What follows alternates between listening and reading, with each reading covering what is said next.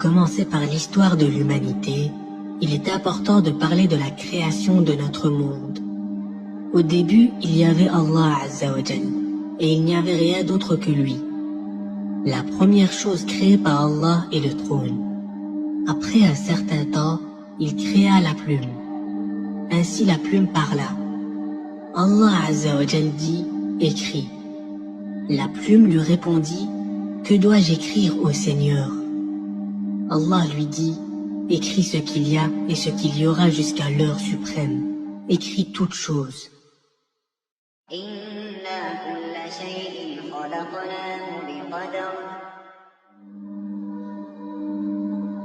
Ainsi toute chose fut écrite 50 000 années avant la création de la terre et des cieux.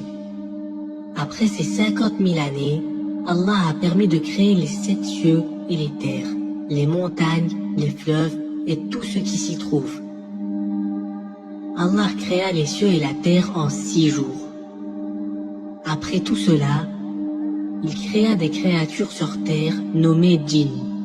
Les djinns étaient un peuple malfaiteur sur terre. Ils faisaient couler le sang.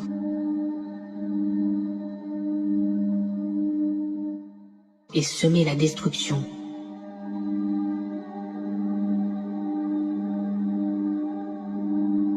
Ils étaient si maléfiques que les anges venaient pour les punir et les chassaient parfois en les emprisonnant sur des îles perdues au milieu des océans.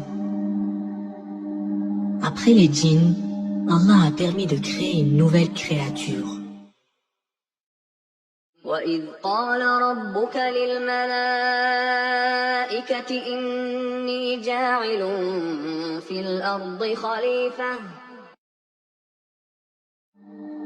Les anges ont voulu savoir si cette nouvelle créature sera comme les djinns, tuant et semant la destruction. أتجعل فيها من يفسد فيها ويسفك الدماء ونحن نسبح بحمدك ونقدس لك. Les anges dirent à Allah que s'il veut une créature qu'il adore, les anges le font déjà. Pourquoi créer une créature qui fera comme les djinns? Allah dit en répondant aux anges, قال إني أعلم ما لا تعلمون. Les anges ne savaient pas que parmi ces créatures, il y aura des prophètes, des pieux, des martyrs et des bien-aimés d'Allah. Lorsqu'Allah a voulu créer Adam, il a ordonné à un ange d'aller sur terre et de prendre une quantité de tout type de terre. Ces quantités de terre ont été rassemblées. Il y avait de la terre blanche, noire, jaune et rouge. Et c'est avec ces différentes terres que les enfants d'Adam alayhi salam ont eu des couleurs différentes et des caractères spécifiques. C'est pour cela qu'il y a des hommes blancs, noirs, rouges et jaunes, des hommes de caractère facile, des bons et des mauvais.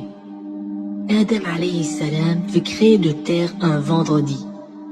Il fut ensuite trempé avec de l'eau. Il devint de l'argile. Il resta dans cet état pendant un certain temps. Puis la densité de l'argile augmenta et l'odeur de cette argile changea.